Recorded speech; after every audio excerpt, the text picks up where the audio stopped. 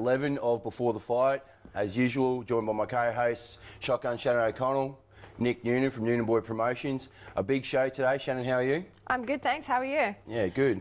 We've got Tyson Best on today after his loss for the Australian title to see what's up next for him. Yeah, Gabriel Caffey be a good one. Yeah. Nick, how are you, mate? Yeah, good, really well. Yeah. Andrew Hunt sitting next to you. Yeah. Exciting show. Great to have him on the show. Yeah. Finally. Finally. We might start, mate. A lot of big raps on you at the moment. A fight coming up on the Tasman fight card December 3rd. You're fighting Luke Woods. You're 6-0, he's 6-2. Talk to us a little bit about that. Oh man, well, I'm just happy to finally get a fight. I've been almost out for a year, coming off surgery, being back into the gym obviously for the last couple of weeks, and I heard that Luke. It all started from media. Luke Woods said something, saying that he wants some heat from me and from whoever's in the welterweight division, and yeah, obviously, yeah, that's how the fight happened, and I'm keen to punch on. So he wasn't really on the radar, is what you're saying. It's come out of social media, and he wants the smoke, doesn't he? Yeah, and I want the smoke as well. Ooh, ooh, Noonan. Yeah, it'd be a good fight. Looking forward to it. Yeah, I think it's a great fight. Great fight. Now, the division's interesting because we're talking to Tyson Best. He'll be coming on the show. And Shannon, Ben Kite's out of Fortitude. Yeah. Luke Woods and Ben Kite's opponent that's coming up. They're all, and Andrew, they're all sitting around each other at that. Yeah, I think there's some great fights to be made there. Yeah. I've been saying for ages, I think that Andrew and Benny would be a great fight too. Because the styles, like Benny's got the pressure, Andrew's got the skill, and it's dangerous. It's dangerous for both of them. Totally agree with Shannon on that one. So the hand's come out of surgery. Yep. How's it feeling? Well, I'm still waiting to punch someone's head, so to confirm going 100% on the bag, doing all my training, and yeah, just looking forward to fight night. So you haven't been sparring too much at the moment? I haven't been sparring. I haven't sparred even before my last two fights. He didn't spar. This is the craziest thing.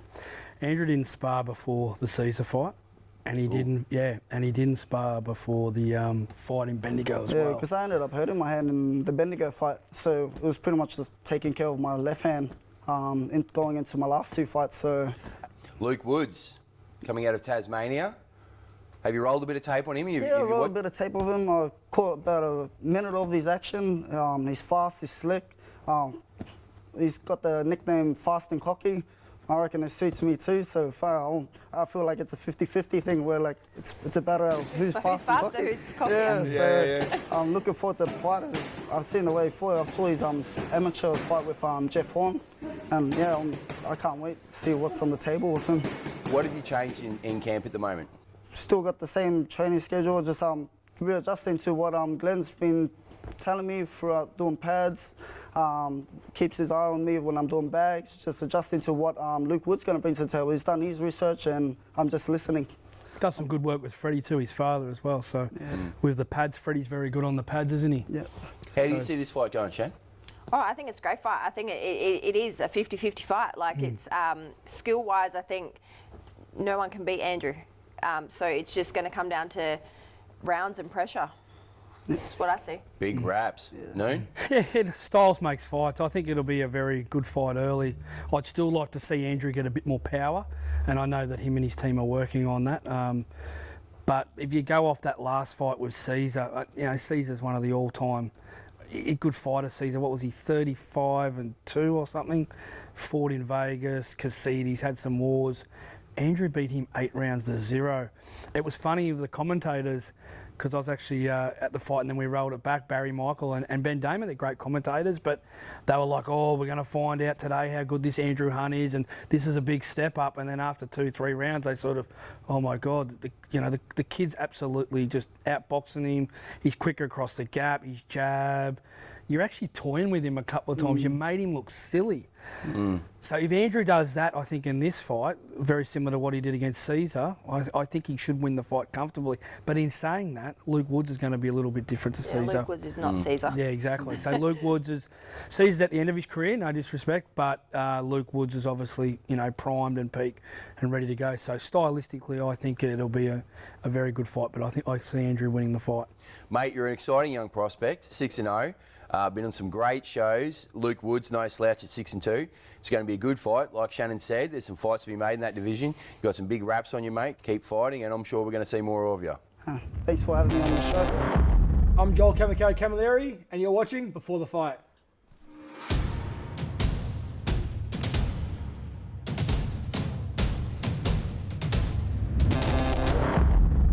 A very, very special one-off interview. Thanks for coming into the studios, mate. Rob, thank you for having me again. Mate, my pleasure. You know you're always welcome here.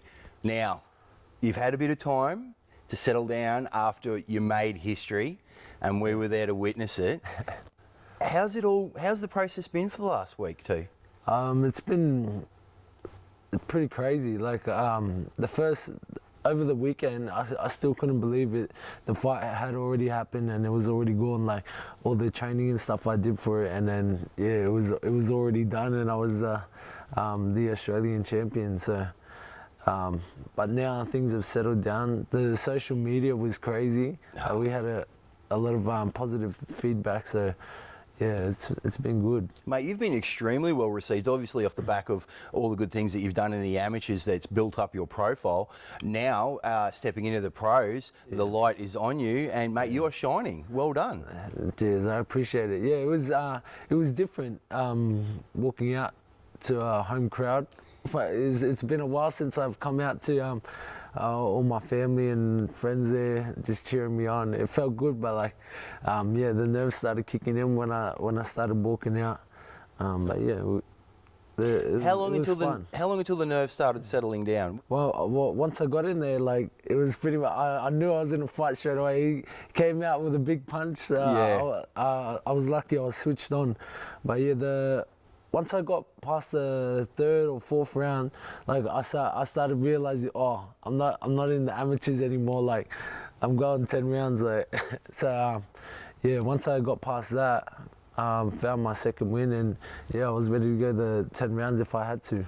You say you had a bit of a second win. Was it more that just the nervous energy had died down and you settled in? I think 100% that was the reason. Cause yeah, once I made it past the third and fourth round, I was like, I'm here for the long run. Like I started thinking about what I was doing and stuff like that. But yeah, if it was a second win, then yeah, it was a second win. But so I thought if you got through those first 4 rounds of fast pace and action and energy and nerves, that you would settle into it. That became very evident when their hands went down. I think people had it the other way around. Like I think if people were thinking if he took me into the long rounds, like I wasn't going to be conditioned, but we trained very hard for this fight, and yeah, we're ready for whatever. Mate, you looked the goods. Were you ever worried? You looked comfortable right throughout the fight. Nah, not really, to be honest. I was just out there doing what I love to do. So yeah, I felt comfortable. How good were the Madison gloves? Shout out to your sponsor. How good did they feel? Madison for the gloves. They were amazing. They were very comfortable. Especially that was my first time putting my hands in them. Because we were training in 10 ounce before the fight. The Madison, the pro lace ups, and these were just different. Like my hand slid in them easy, and yeah. So yeah, shout out to Madison. Thank you for making those gloves. They're very comfortable. Are they going to be something that Madison's going to sell to the public? A Justis Huni range of gloves? I believe so. Ooh, kids, Christmas is just around the corner. Get on to mum and dad about that one. Get on to mum and dad about some gloves, some Huni gloves. Where's my wife, babe? Christmas. But we know that you're going to be fighting before the end of the year. Yeah, definitely. Yeah. Well, that's amazing. That's really good. So obviously there's a plan with the team as to your opponents now as you start to move through the ranks, and I'm sure it's going to be a good plan. Yep. I think I can speak for the rest of the public that we're just very excited to see you back under the lights in that square ring. Yeah, I'm excited myself. Yeah. I can't wait to get back in there. Yeah. It was very fun, I'll tell you. It was something else. I'm very excited. You've after what I've seen lately, you've jumped right up there as one of my favourite fighters. So thank you. I'm happy to say that. I'm more than happy to say that. It. And I think you've got a bright future, mate. You've got to go and you've got more appointments today. You're very busy. We're going to let you go, but I just wanted to say thank you for coming on the show, and that we wish you all the best, and we'll see you again soon. Thank you, Rob. Thanks for having me. I'm Ben Horn. This is Before the Fight. I'm Miles Zaluski. You're watching Before the Fight. Round 3, Tysinn Best. Mate, big fight coming up. Gabrielle Caffey, Ace Boxing Promotions. How are you feeling? Yeah, I'm feeling good. Yeah, feeling, you know, starting to really step the training up towards that fight, and yeah, I'm you know, excited anyway. Yeah. Mate, we've seen you on social media doing some great rounds, obviously with the crew. Good boys to be doing rounds with Frosty and the boys. How have you found this camp? You feeling better? Yeah, I'm feeling good. Like this, the rounds and stuff with Frosty are always very technical rounds. He's a very classy fighter, so I enjoy getting in the ring and sharing the ring with him. But yeah, this camp's been coming along good. Now, with that fight against Ben Kite, you did shorten him up in the earlier rounds. With the way you saw the fight, was it more that Ben won the fight, or you didn't do enough to win the fight? Yeah, look, Ben did well. You know, he got off the canvas in the first round, and then you could see there's a bit of you know, a bit of shock in his camp. I saw the look on both his trainer's face and his face after he got up. And mate, you shortened him up quick, and the whole room felt that energy. Yeah, mate. Yeah, definitely. You know, he came out like a bull at a gate, and he just came in with his chin up, and I hit him with a right hand, and down he went, and then. From there, he knew he had to change the game plan up, and all that really happened was I just didn't adjust. He made the adjustments, and I didn't. So, congratulations to him. You know, he did exactly what he had to do to win the fight, and I didn't, mate. I went back to the corner after every round, and Stephen, my coach, was telling me the same thing.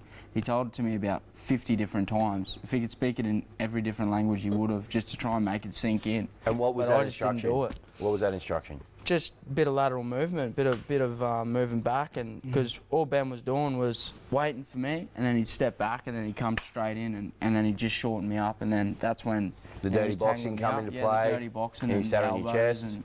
Yeah, exactly right, and I just didn't really know how to combat that. You know, in the lead up to the fight, I did sharp rounds with boys like Tim Tszyu and you know, Frosty and all that, and boxing nice, very long, but I had no preparation in the short game. And that's where he got me. So, Benny is a spoiler. It's what Benny does, and Benny will fight the same way every time. Yeah. So I guess you did some awesome rounds with Frosty and Tim Tszyu, but they're not Benny.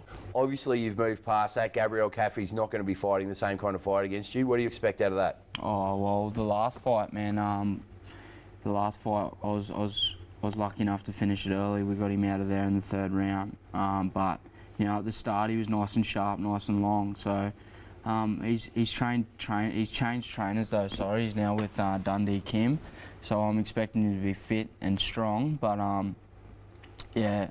Him and Will Parsons fought twice, hey? Yeah, they did. So their first fight was a war, and the second fight I actually said it's not gonna be that close, and it wasn't, was it? The second fight, Will Parsons beat him quite easily. Yeah. Yeah. I think that I think he'll come in strong. I think he'll come in fit. But I don't know about his skill. And weight-wise, you look like you're staying low. Yeah. A lot of people, I know before the Benny fight, a lot of people said like how much you blow up and how much cutting weight is a big thing for you, but you don't look big. My natural walk-around weight is probably 73, 74.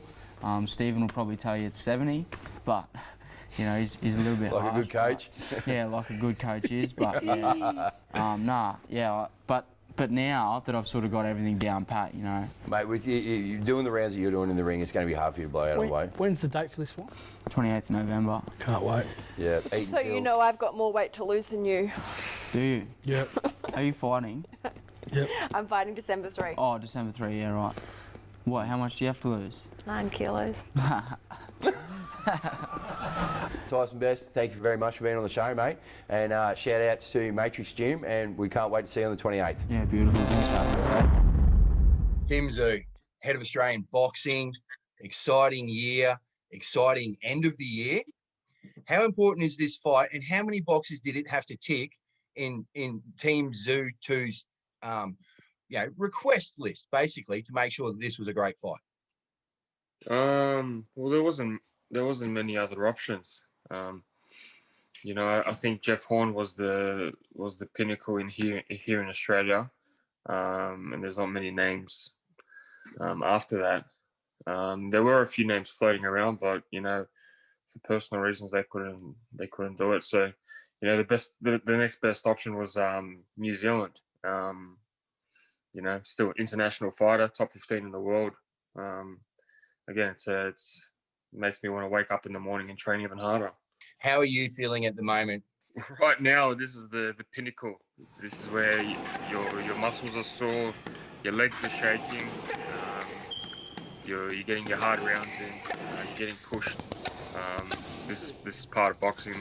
This is something that you gotta enjoy, even though it's sometimes not enjoyable. You gotta find the way to enjoy it, because it's all worth it at the end. You're not the kind of fighter that's ever going to pull himself up. Is Glenn and Igor, do they have to tell Tim when it's a time to rest? That's a funny thing. They're not really letting me rest, but I don't want to rest either. There's such big fights in the horizon that I can't sit at home and just kick back and relax, or go on holiday, kick back by the beach. The garlic prawns and the coconut rice, are they off the diet at the moment? Yeah, I'm not allowed to have that, actually. I've been having my grilled chicken recently, but I've been mixing it up, actually. I've been having prawns here and there. Yeah, good man. After rolling the tape on him, how do you think you're going to dismantle this opponent without giving too much away? I know what I'm going to do, and I'm super confident in that. Again, He's too well-rounded? He's good. He's good. Yeah, he's very good, well-rounded. The stuff that he's good at, he uses it very well, and that's how he beats his opponents and breaks them down. I'm not like his opponents, and he's going to come into a shock, that's for sure. I'm going to have to ask this question. You've rolled the tape on the fight that you had up in Townsville against Jeff Horn. When did you know exactly what was going on in that ring? Round 2, I think. You saw everything.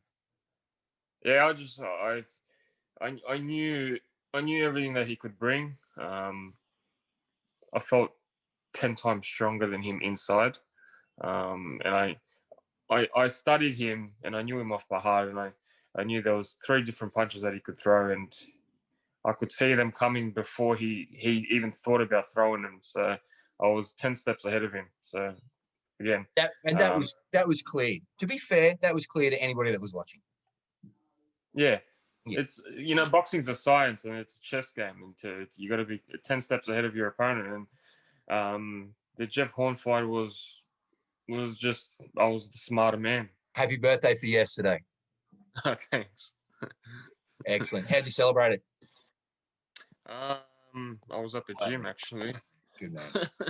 Good man. Sign of a true professional. How does Tim Tszyu unwind? How do I unwind?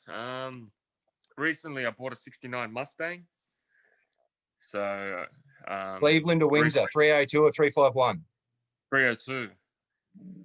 Yeah, so I'll just go cruising in that, go drive back down the beach, and that's my relaxation. Is it a race between you and Charlo for Texera? I don't know. No, I don't think so. Because if Charlo gets it, then he's got all the belts. So that'll be even better. Oof. But that's not the answer that we want. I'd love to be in the position where I'd love to be the mandatory to all the belts, to the Charlo. So hopefully I can get myself into that position. That means there's no running or hiding anywhere. Can't go anywhere. Jason Rosario. There was words, there was talks. That would have been a good one. Oh, 100%.